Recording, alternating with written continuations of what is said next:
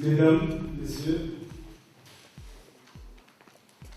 au nom du Conseil d'administration de l'Institut Sénat-Tonga pour la citoyenneté démocratique, je vous souhaite la bienvenue en cette journée commémorative du 17e anniversaire de son assassinat.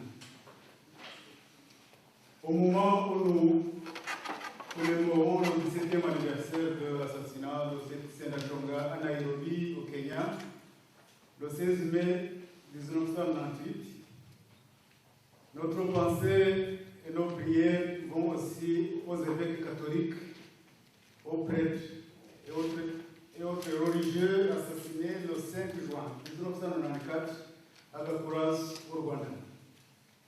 Notre combat pour la justice et pour tous, un des principaux idéaux de l'Institut Sénat-Tonga, les concerne aussi.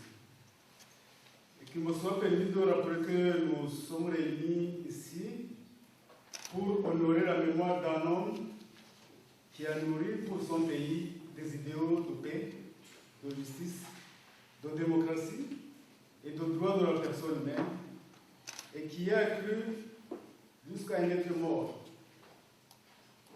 Mesdames, Messieurs, l'Institut Sénat-Tonga a choisi de commémorer cette journée en organisant une conférence et débat sur le thème gouvernance, alternance démocratique et perspective électorale en Afrique des Grands Lacs.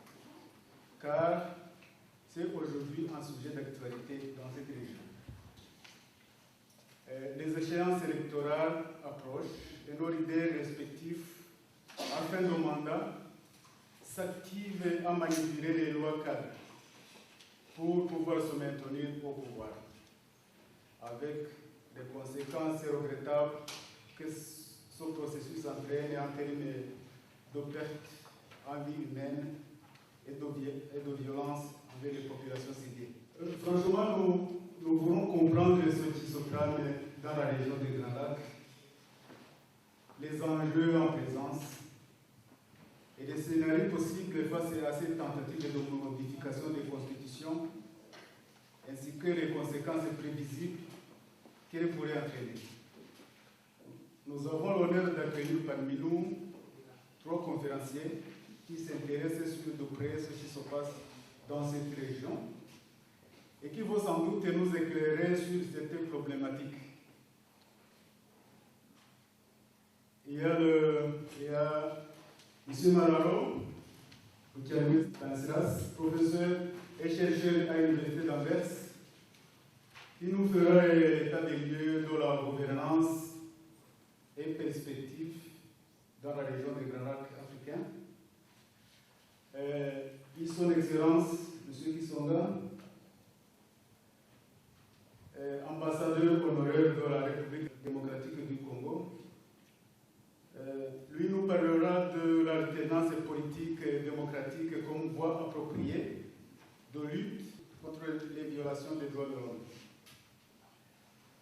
Enfin, M. l'abbé Thomas Nahimana, président du parti Schéma et candidat présidentiel pour les élections rwandaises de 2017, nous entretiendra sur la participation des citoyens à la gestion de la chose publique et les prochaines échéances électorales.